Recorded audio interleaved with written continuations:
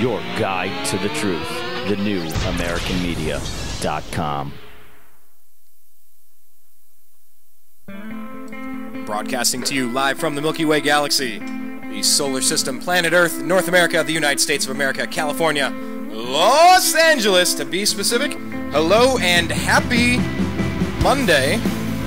One of the very few Monday shows that we've done, but you know what? I got a hunch you're going to hear a few more from us here at the New American Media. We're launching a new show called Brian and Blake Save the World. It's going to be over on Blog Talk Radio as the format. The link will be over here. Beta test number 1 occurred today, but there's so many stories we have to get to.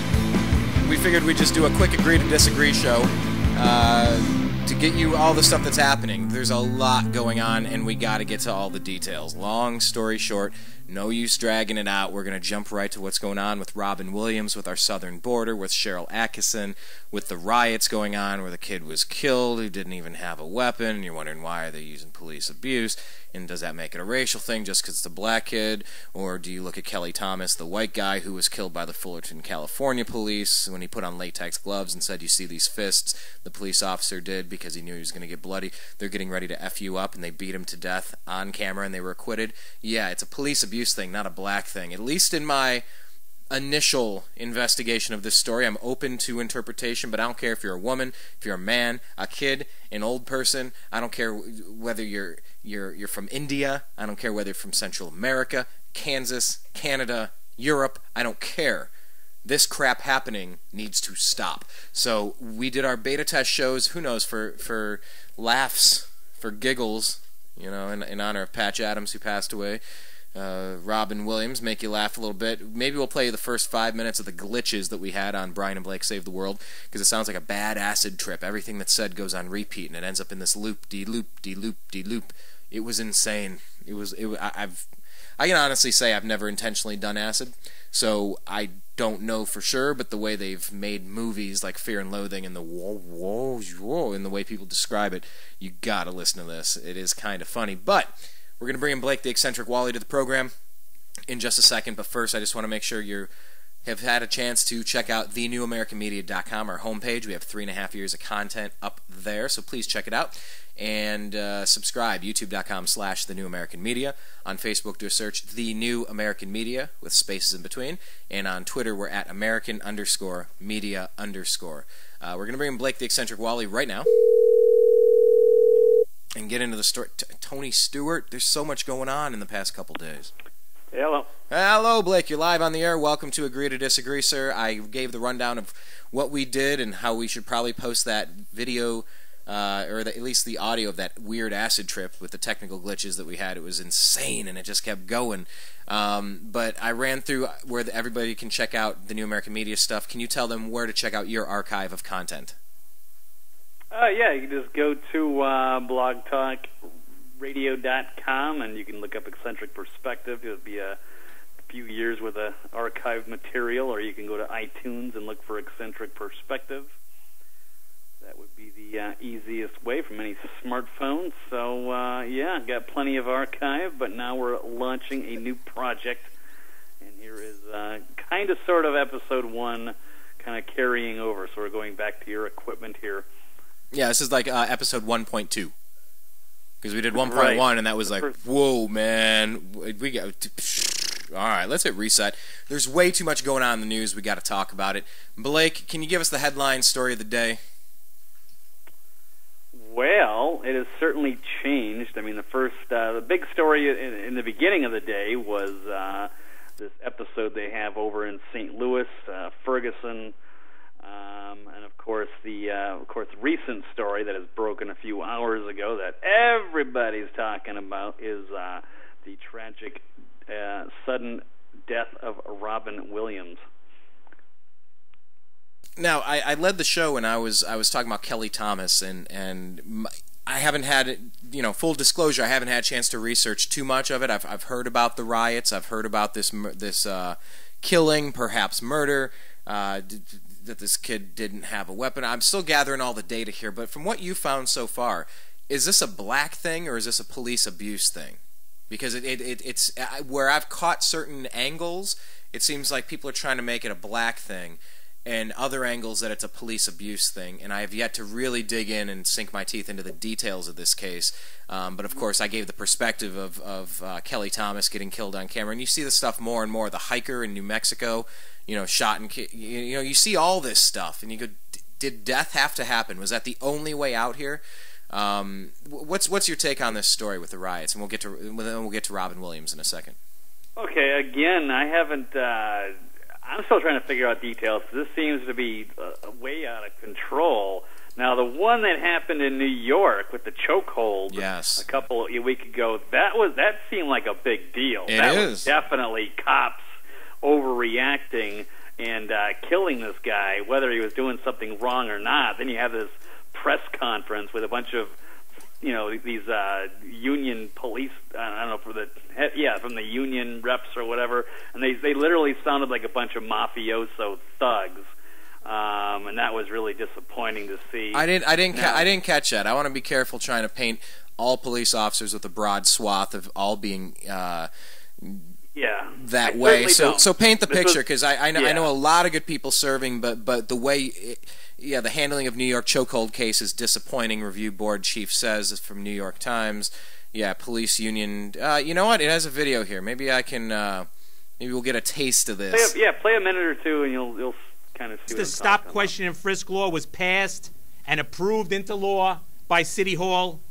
There is an attitude by the criminal element that resisting arrest is condoned and not taken seriously. We will defend these police officers. We will get experts in the use of force. This was not a chokehold. We will get medical examiners to go over this autopsy when it is finally released. It was not a chokehold. Thanks for repeating that. I watched the video. Is this clown trying to tell me I didn't don't believe your lying eyes? Is that what this guy's really telling me? I didn't watch a chokehold as he jumped on top of his back? It was almost like a scene out of Princess Bride, Blake, where they're trying to bring down Andre the Giant, and he jumps on his back, and he's swinging. That's exactly... This police union chief is trying to say that wasn't a chokehold. Did I hear that right? You are correct, Brian. It was very disappointing. Wow. They did not say... You just wanted to say, hey, can you just say... You're sorry. You went over the line. Those two, the officers or whatever, are going to be suspended pending, and something's going to happen. And instead, it was not a chokehold. 180. Yeah. Whoa. Okay, let's hear what he has to say. A big man that had to be brought to the ground to be placed under arrest by shorter police officers. Sometimes the use of force is necessary, but it's never pretty to watch. Wow. Yes. So okay, were there thanks. riots in New York? Now, if you wanted to say something deserved, I don't want to say no. There's absolutely nothing deserved. There's no way that there should ever be any riots and this kind of retaliation, this mindless destruction of property and terrorizing the local population. Totally uncalled for. But between the two cases, from what I've seen, is that they're way different. Now, like I said, I'm still getting the details of this other one. But if you wanted to see, people freaking out, then we saw that guy get taken down. He didn't really appear to be resisting arrest that much, from what I saw. And yes, they choked him out. He said he couldn't breathe. He didn't seem like he was still even resisting. They killed him, and then now you got the union guy. And yes, they had a big press conference, and then that was just even made it worse. The stop, question, and frisk law was passed and approved into law by City Hall.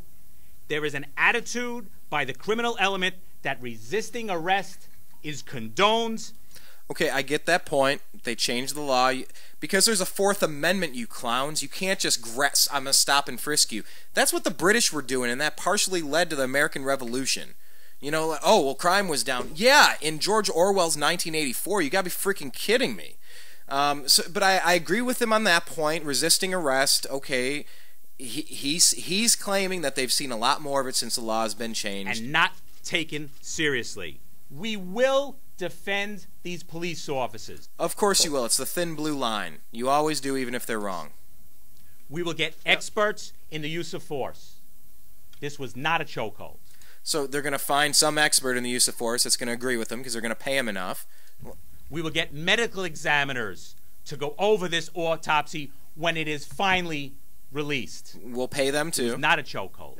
Don't believe your lying eyes. It's not a chokehold. He was a big man that had to be brought to the ground to be placed under arrest by shorter police officers. What was his crime again, Blake? He was in the act of raping and murdering people?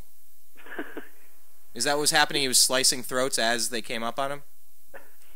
Yeah, something to do with, like, I don't know, he was selling black market cigarettes or something. I don't even know the details, but, you know, a petty crime, and, yeah, there was no justification for anything that happened. All right, I've tweeted those out. Make sure you go to American_media_. Just sent that story with this clip. Share it with your friends. Handling a New York chokehold case is disappointing. Yeah, you think?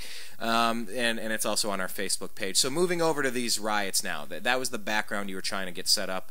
All right. Let's dig into these riots. Okay, so, well, I'll just say this was the former headline on Drudge today. The FBI said it opened an investigation into the fatal shooting of an unarmed black teenager by police in suburban St. Louis. Okay, question. Let me jump in. Yeah. When Kelly Thomas was killed on camera, did all the stories mention that he was a white man, or is it relevant to this case somehow? Well, they can be. Like, now, the man in New York there that we were just talking about who got choked out was a black man. Right. Now, this one, I'm not sure what the cop is, though. That's the one thing I do want to make sure I know. And I don't think they've released any information on the cop. I saw the cop was black. I don't know. You know, let me. It's one thing if it's a white officer choking out a black kid. There's something I know people are going to take that wrong, even if it's justified or not. Now, I don't know. Apparently, this kid was like, I don't know if he. I mean, I don't know. There's not enough. The problem is there's not like video evidence.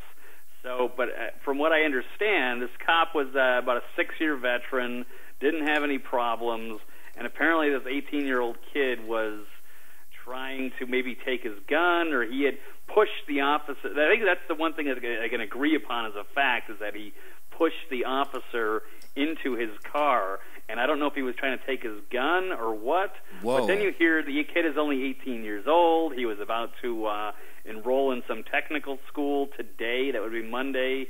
So it's hard to figure out exactly what's going on. But so one thing we could agree on is that there really doesn't need to be any reason for a riot, but they are going to take this one and absolutely run with it. We're already talking about getting Al Sharpton involved. We've got Trayvon Martin is back. We've got a looter. One of the looters is wearing a Trayvon Martin shirt, and of course the bigger story is that the Trayvon Martin family attorney is now is going to represent this teenager.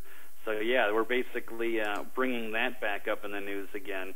But, yeah, it's just weird with when we see the one that's plain in our face, and, yes, a black man being choked to death by police officers, and then they get up and they have a press conference and basically tell us that he wasn't choked, even though it was pretty obvious to everyone that it was choked. And then in this case, we don't really know many details, but it just seems like you've got a powder keg. St. Louis, probably not a delightful location, and a lot of desperate people just looking for an excuse to, set a few fires, start looting, cause some violence. And that looks like this is the case, although, like I said, I'm still waiting to get more details. Okay. And I found that story, and I'm putting it on our Facebook page right now. Got to get the details. Talk about police abuse in general, Blake, because, like I said, I Okay, well, I'd say it's just the racial component of this. I want to be careful with it because I watched it happen to a white guy, and I don't think they did it to him because he was white. If it happens to a black guy, I don't know if they did it to him because he was black. And I think this race thing that our country really embraced around the Rodney King, O.J. Simpson era, where it became something about race, and it always was about race. I saw it differently from my corner, and he wasn't killed. But today, the police are just becoming more and more aggressive, deadly, militarized. Every week you see a story about them killing a dog, going into the wrong home and throwing flashbang grenades when nobody's there, and injuring babies. I'm mixing stories together at this point because I've seen so many of them the past 2 or 3 months I can't keep track. But can you just talk about the police militarization in general and how it's leading to more incidents like this, perhaps? Yeah, I mean, you've got a tough situation because, yeah, you've got a lousy economy. People are losing everything. They're becoming a lot more desperate. And then you've got an increasing police state type of thing going on. Yes, they are being militarized. They're being trained to think that they're getting ready for potential civil unrest because things are getting bad. And of course, there's also militarization a lot, and a lot of that's actually going to be turned on more of the the Tea Party, libertarian gun owners, returning veterans. That's more for that, but of course, you still have plenty of the police are just being trained in different ways, and they're a lot more paranoid. Even though violent crime is actually down dramatically in the last 20 years, according to the FBI numbers. You're still getting this mentality with a lot of police, and they're being trained that way to think that the American people are the enemy. So, is it safe then to say that this is a developing story, and we'll get back to it as we can gather some more information? I want to get back to it, and then I also want to say the family of this. Let me see if I can get this kid's name again. Michael Brown. The family has already come out and said, they're saying, stop with the violence. Let me see if I can pull this one up as a little blurb out of IJ Review. The family of Michael Brown pleads with the community to please stop looting, rioting, and violence. I've heard that a lot of people that are committing these acts are not from those neighborhoods, so they're just like, they found an excuse to come out there, and they just, some people just looking for stuff like that. I know, you had your backyard, you had the Rodney King beating and all that stuff, and then people just went nuts and had a riot. And you're looking at in some communities, that's what you're seeing. Let me play this here. This, you might remember this. I just want to say, can we all get along? Can we get along? Can we stop making it horrible for the older people and the kids? So that was Rodney King's plea. Yeah. There's a lot of people in any situation, every country, that will riot for a chance. I mean, hell, Sublime has that song, April 29th, 1992. You know that song? There was a riot on the streets. Tell me, where were you? You were sitting home watching your TV while I was participating in some anarchy. First stop we hit, it was the liquor store. I finally got all that alcohol I can't afford. Red lights flashing, time to retire, and then we turned that liquor store into a structure fire.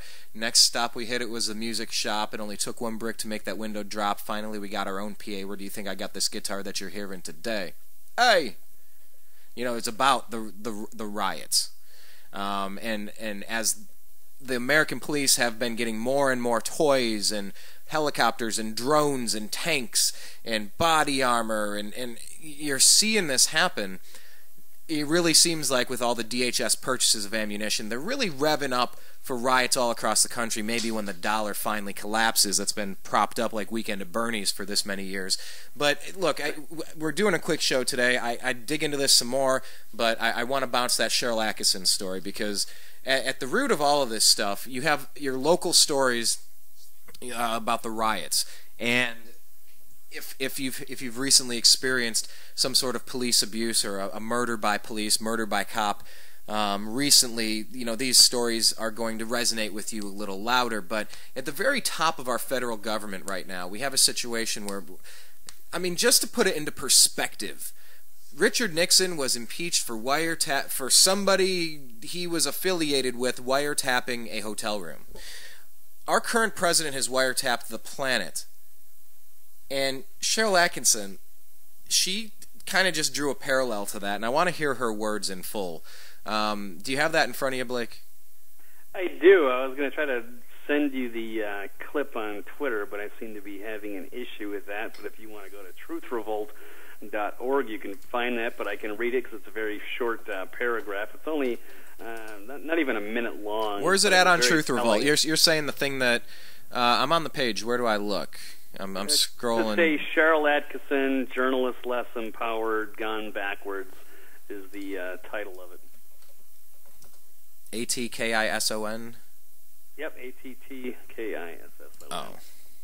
Should be up on the front page, perhaps. You know, it might have been before Robin Williams passed away, and we will get to that. Yeah, just scroll down to the bottom. Yeah, go to more stories. All right, search results, Attkisson. Journalist right less empowered, gone backwards. You want me to play this then? That's All correct. right, here we go. Give us the background on Sharyl Attkisson real quick. She is a real investigative reporter. She worked for CBS. She was reporting on things, worked for basically kind of liberal-leaning networks. But she was not. She went after the scandals. She was digging into Fast and Furious and Benghazi. Like I said, she's like a throwback. She does what she's supposed to do. Nowadays, we have journalists that are basically a bunch of script readers that do whatever the establishment wants them to do. And when she would try to do stuff, they would retaliate or not let her stories come to light, and they demonize her. And yeah, she's finally just left the network. Now she's kind of doing her own thing. So she is one of the few very respectable journalists that are out there. And here she goes on ABC's This Week. Sharyl, I think that we've gone backwards since that time when we really felt empowered as journalists. And I like to think of what would happen today during a Nixon-type scandal. Nixon would basically refuse to turn over tapes to Congress. His aides would refuse to testify to Congress or would take the fifth or would lie to Congress with fair amount of impunity. Woodward and Bernstein would be controversialized on social media by special and political interests. Well, this is all very depressing. Facebook accounts. And then at the end, Nixon would go on a popular late-night comedy show during which time he would humorously refer to his attackers as people that were political witch hunters who were in Area 51 type conspiracy. Well, I'm going to just hope that people like you will keep pounding with investigative journalists and get something done. Elsie, final. Keep pounding. Yeah. That would have been a great place to spot. Yeah. then you go on there and you blame it on crazy conspiracy theorists, or I said just call it a phony scandal. It's insane. That's exactly what they've done to her. I've seen literally the attacks put out by the left-wing media, especially like led by Media Matters, where they'll attack Sharyl Attkisson or, of course, Glenn Greenwald, people that actually do their jobs, what they're supposed to do, and then everybody tries to demonize them and make them sound like crazy conspiracy theorists. So, no, I really, really like what she said. She was right on the money, and the people in the panel knew it. Well, why don't you get into the, and I'm tweeting that story out and putting it up on the Facebook page for the New American Media as well. Why don't you get to Robin Williams? That's a story everybody's talking about right now.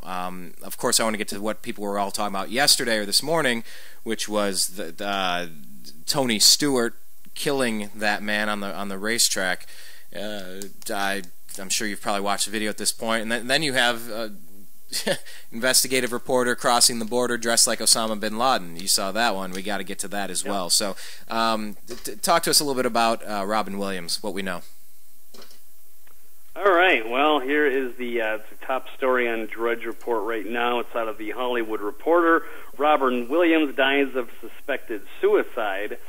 So according to the police in Marin County, California, Williams was found, quote, unconscious and not breathing just before noon on Monday.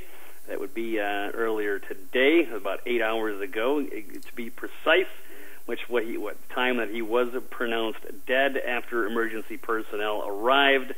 He was seen last alive 10 o'clock yesterday.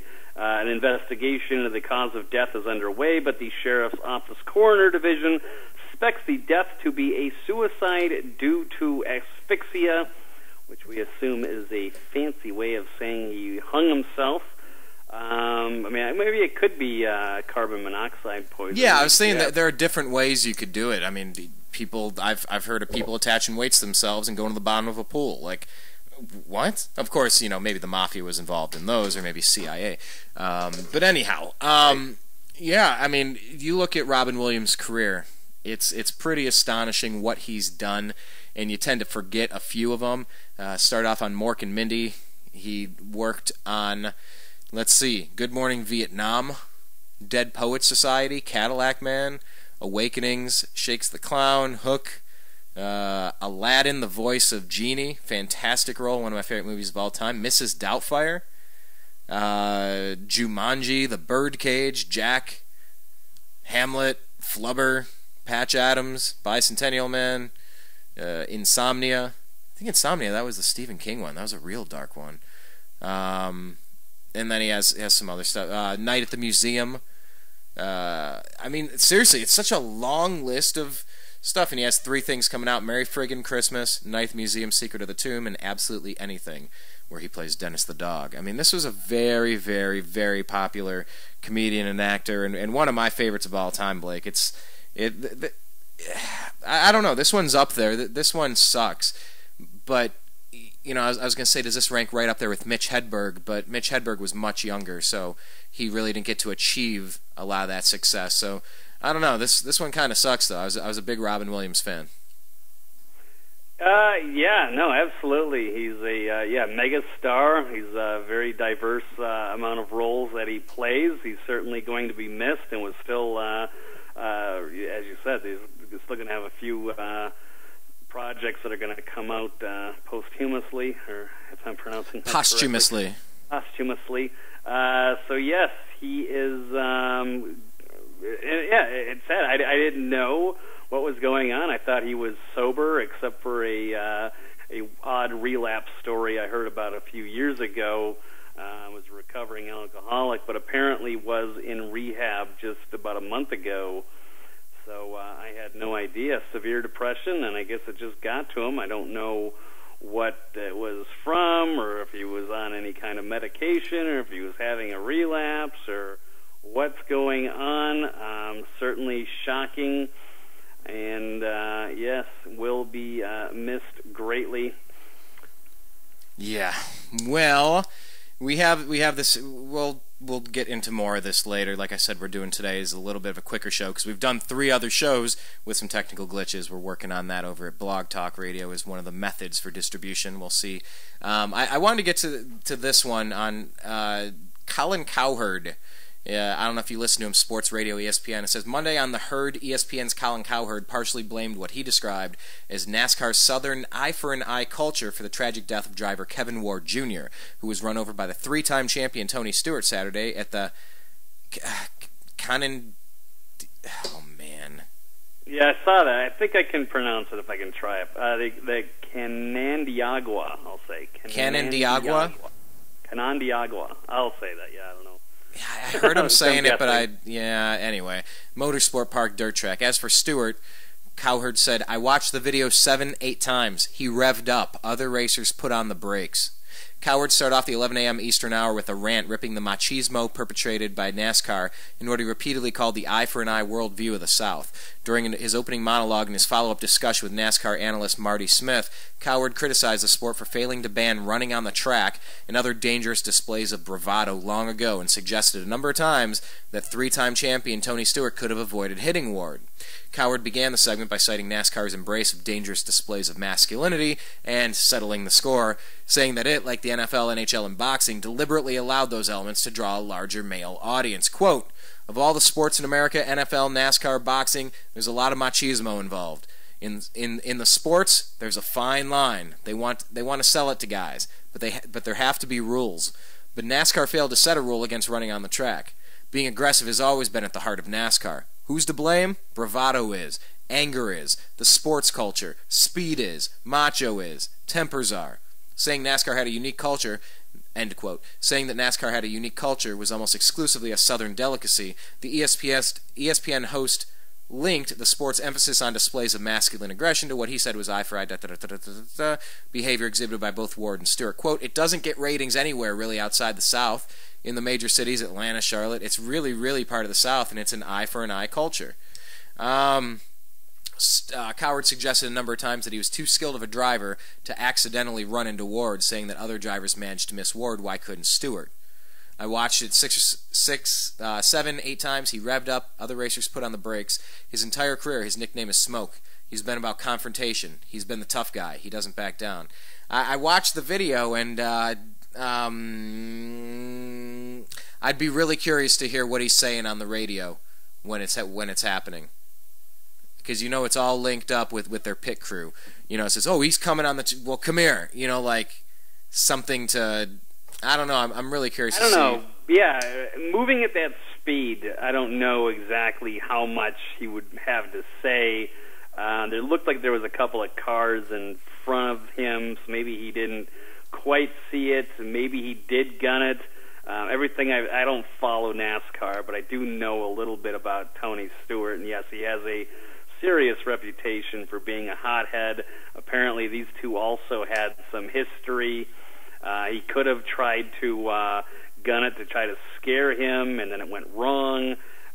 Either way, it was a terrible tragedy. That kid never should have been on that track. But you could also argue, what the hell is Tony Stewart doing there anyway? Doesn't he make enough money working the NASCAR circuit to go to some little upstate New York event and try and be taking money from young up-and-comers like this Ward kid? Hey, you know what? Former Rookie of the Year? I'll defend that.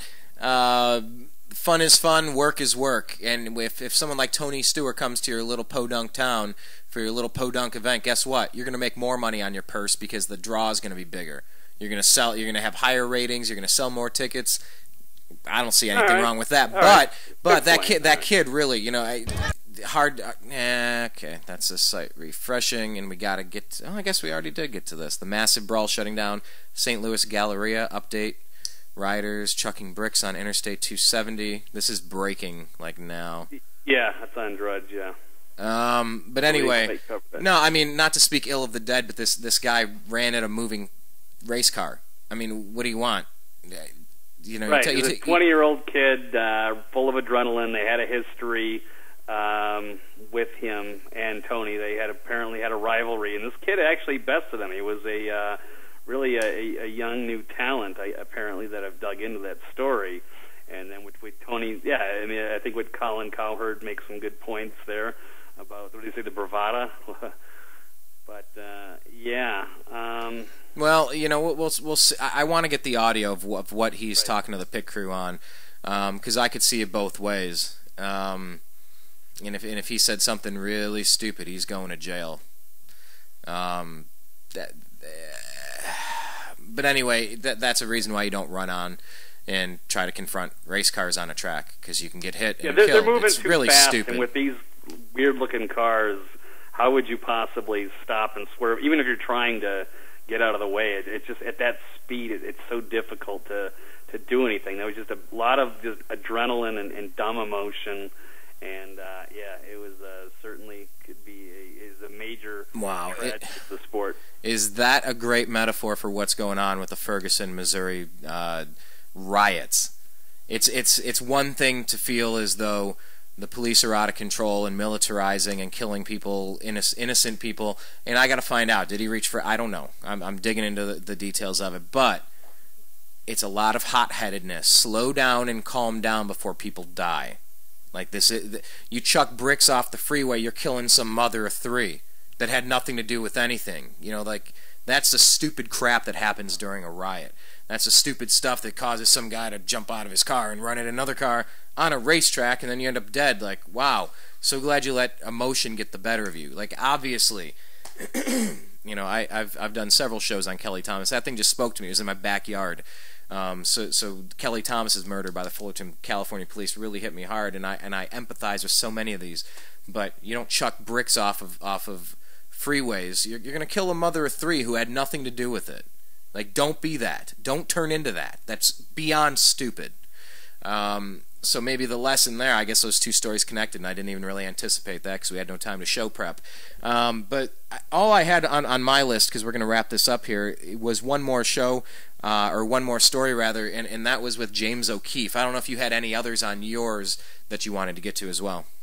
All I was going to add is basically to this this thing in Ferguson there, an interesting comment saying, black man is killed under controversial circumstances, so the black community rises up and lives down to the worst stereotype by damaging and stealing from businesses that had nothing to do with the man's death. Yeah, it's one of the top-rated comments. It's a little controversial, but yeah, it's too bad to see something like that happen, and to see a bunch of people that are basically just looking for a reason to, use their outrage. And then what are you doing? You're ruining your own community. I'm watching this video here in traffic. We don't even have all the facts out yet, and people are rioting. 4 people walking around on it looks like I can't tell, some person's car. They're trying to drive some gray Chevy. It's on Vine. And 3-4 people on top of their hood, on their trunk. What if that was you in the middle of a commute? Like, what if that was your mom? What the hell would you do? You know, like, that's insane. It says they're shooting at cops in helicopters, throwing bricks at them, and damaging their cars. Damn Ferguson. That was a tweet from Baby De La Ghetto. Yeah, and this thing happened at like noon, so I mean, it wasn't like. I have a hard time believing that some officer just, killed some young kid in cold blood for no reason in the middle of the afternoon. There's got to be more to this story. Yet you would think everybody has jumped to conclusions on this, much like Trayvon Martin. And then on the flip side, you have something that's totally obvious, like that case in New York, where they choked the guy out and then said that he didn't choke him out, and they didn't take any responsibility whatsoever. Not saying that deserves a riot, but you would think if you were, as a neutral observer, if you said, which of these cases will end up in violence? And then you would just be like, really? So what's going on? I guess it's just the powder keg over there in St. Louis. Obviously has its own problems there. But I mean, we all have our own problems. Vegas has their problems. L.A. has our problems. I mean, every place has your problems. But don't do that. Just, throwing bricks off of a freeway can kill a mother of 3. And the 3 kids. Oh, and the 4 people coming the other way, which might be your uncle. Like, don't do that. That has nothing. You want to riot at the police station? I'm not condoning that. But at least that's, Right. They should absolutely be, some sort of a peaceful protest if they want. They have the candlelight vigil. Let's get all the facts. I don't know what the facts are about this, and neither do these people. They just want to jump to the conclusion this is what they want, apparently. So are there any leaders in this country that are going to calm things down, or are you going to have Al Sharpton go over there and try to stir things up? Hopefully somebody will step up and we'll get somebody good and not race pimp Al Sharpton, who's going to just make the matters worse. And now they've got the attorney for Trayvon Martin is going to be in there, and they're going to have that brought up. And that was, another terrible thing. I don't want to even get down into that. But let's get the facts out before we cause any more damage and more consequences. And that's really all I have to say. And even the family has basically echoed the same thing. Protests following fatal shooting on Saturday. This is from STL today. Michael Brown by police. Authorities said that a police officer shot Brown, who was unarmed, after the teen attacked the Ferguson officer. After protests and a vigil early in the day, some people broke into stores and looted them, setting fire to a Quick Trip and leaving glass and other debris strewn about. Okay, so they're saying that this guy attacked an officer. Just because you're enrolled in school doesn't mean you can't attack somebody. I got to get details on this. I don't know. But I don't know why he so fired clear so many rounds, or it looked like he did. I would guess that's what we could agree on, is that he probably pushed the officer into the car. I don't know if he tried to take his weapon. The officer retaliated, but why would you fire that many rounds? Why wouldn't you find another way? I don't know.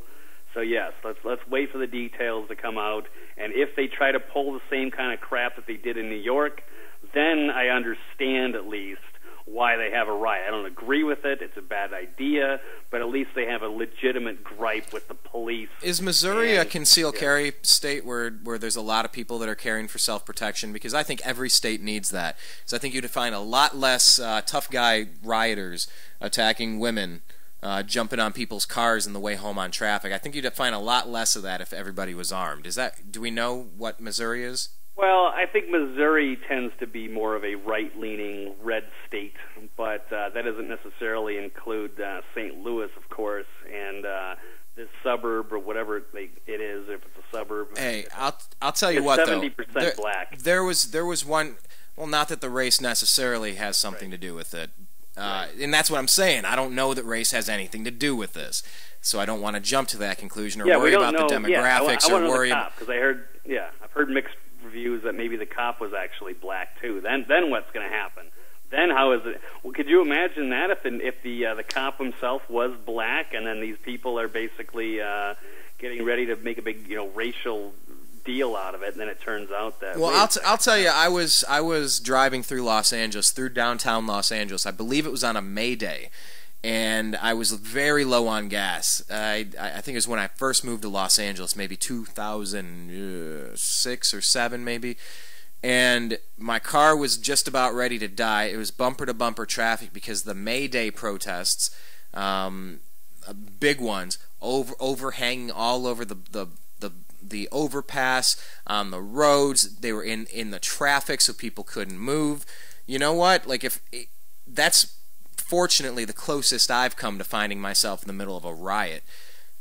And it didn't reach the levels of throwing bricks and shooting things and stomping on cars. And, remember Reginald Denny, cinder block to the head? They just dragged some trucker out like Larry and busted him in the head with a cinder block. Like, stupid stuff. Oh, yeah. Like, if I was in a situation like that, I think everybody should be armed. And you never use it unless you have to. But if your life is in imminent danger, that's what our Second Amendment is for. To pull out a gun and defend yourself. This stuff gets very dangerous, and I hate seeing it, but it's once again a reason why there needs to be more concealed carry all over the place instead of in fewer and fewer places, because when people start acting violent, you can't stop them unless you have something, especially your mom, your grandmother, your aunt. Think about it. That's why we have a Second Amendment, not for hunting. But anyway, those are my only thoughts on that. I got to get some more details on this Ferguson story. Did you have any? Lastly? Yeah, lastly. Yeah, lastly, there's a big story you can find in most publications, I would think, or at least more conservative, perhaps, maybe not in all the liberal media, because they don't really like this guy very much. Another interesting journalist, I actually read his book, James O'Keefe, who brought down Acorn, and he's exposed voting fraud. He's done a lot of interesting work. And today, his most recent, he actually dealt a lot with Andrew Breitbart back in the day. He's done a lot of good work. Not that I agree with everything he does, but certainly an interesting character who makes the media a lot more interesting. Yeah, James O'Keefe, he crossed from U.S. to Mexico as Osama Bin Laden. He put on like a Halloween mask just to make a demonstration and to make a point about how open the borders are open. He actually kind of crossed the Rio Grande Valley there, so in his fatigues. So a pretty good report from James O'Keefe today. Let's see, I'll start a little bit of it. So a flame-throwing American conservative activist. This is, of course, I'm reading this one out of the Daily Mail out of Britain. I like because they have all the pictures and videos on it. He says he raised eyebrows in the U.S. on Monday by releasing a video of himself crossing the Rio Grande River from Mexico into Texas, dressed as the late al-Qaeda terror mastermind Osama Bin Laden. Guerrilla documentarian James O'Keefe's footage comes at a time when Americans are engaged in a national debate about border security. Tens of thousands of unaccompanied minors from Central America have entered the U.S. illegally in recent months, drawn by a confusing White House policy that appears to offer amnesty for those who make it to safety. I want to make a quick note here, too, because I believe that Britain actually has a very similar problem to the United States. They basically have an open border type of policy, and that there are a lot of immigrants basically trying to get to England, and they think that once they're in Britain, they're basically there forever, much like a lot of the immigrants from Central and South America think they have free opportunity to get there. And so they have a problem in France, because a lot of these immigrants are coming through France and they don't like it, but they're basically like, man, all we got to do is make it to Britain, you know, get on the ferry, whatever, get to Britain, and you're in. So, yeah, very, very interesting. So, yeah, an interesting little demonstration there, Brian. Go ahead. I will shut up. Nah, it's just point being, close the damn border. Enough. Like, it's time to take control of this country. That's not a request. That's not an idea. Close the damn country. Just close it. We don't have our immigration system's broken. No, the theater system is not broken. The cinema system is not broken. If everybody's storming into the theater, taking candy from behind the store counters and going in to see movies without paying, the cinema system isn't broken. You need to put more ticket takers at the front door and lock the back door and resume business. That's it. Period. All this other stuff, it's preventable. We're in charge. It's our country. Close the damn door and let's check who's coming in. Especially with all these crazies from all these countries, Syria, Libya, Afghanistan, Iraq. I mean, go down the list of what's going on in the Middle East, and they're coming here. They're finding these people coming through our southern border while we're playing babysitter. Stop. Close the gates. Now. That's it. Very simple, Blake. That's all I have to say on that. Yeah, it would be nice if Obama made an announcement and said, you know, we're going to lock the border down at I don't know, August 16th or something. I think that gives you whoever's still trying to make their way here. You got 5 days, and then it's over. But you're probably still going to, you know, be booted out, or we're going to have to address this problem sooner or later. But it appears that they want this problem to happen. And that is obviously becoming a serious problem. The Border Patrol is absolutely overwhelmed and demoralized, and they release these people all they can really do, they're doing their job, and they're stopping people, they're releasing them to ICE, and then ICE is basically letting them go back over the border, and then they come back again, and you got multiple times they're coming over. Yeah, we don't know who these people are. A lot of them are convicted felons. There was a nasty case last week where they killed a Border Patrol, was it a cop or an agent? And of course the mom was freaking out, and yeah, for good reason. These people were released like 5 or 6 times, and they still kept coming over, and they actually had to kill somebody before something is actually done. Yes, then we got problems with diseases. I mean, we could spend another hour at least talking about the border situation, but I will leave it at there for now. Yeah, another but time. Thankfully, we've done a show recently that Ebola is spreading, our southern border crisis worsens. All those shows are archived. Go to thenewamericanmedia.com, check it out. Make sure you're following us on Facebook. Do a search for The New American Media. Like our page on Twitter. We're at American_media_. Check out Blake's homepage of eccentricperspective.com. Make sure you're following him on Twitter at Eccentric99, and go to Blog Talk and look for his archive under his show Eccentric Perspective. All right, Blake, that's all we got for today's show. Tomorrow we try again with our new show on our new format. Brian and Blake Save the World, but for now this is a very busy news day for you know, this episode of Agree to Disagree. Unfortunate stuff going on with riots and, you know, NASCAR drivers dying and unarmed boys dying. Not sure if he attacked the cop or not yet. I'm trying to figure that out. You know, Robin Williams, all that stuff. It's just been a tough day, but I'm glad we were able to knock out a show, and I appreciate your time. We'll do something like this again tomorrow, shall we? Sounds good, Brian. All right, to be continued. Thank you for your time, Blake. You have a great evening. We're going to be signing off here at the TNAM Radio Network. Like I said, big things are on the horizon. Brian and Blake Save the World is a new show coming up, maybe on the weekends. We're going to have a few other different shows. If you're interested in being a part of the New American Media, send us a message. I'm not even going to tell you how. Just figure it out. It's social media day. Step number 1, test number 1 on the resume. If you can contact me, maybe we'll give you a show. If you can't, we're not even starting. So thank you for your time. We'll talk to you again next week. Thank you. I appreciate you. Stay safe and peace.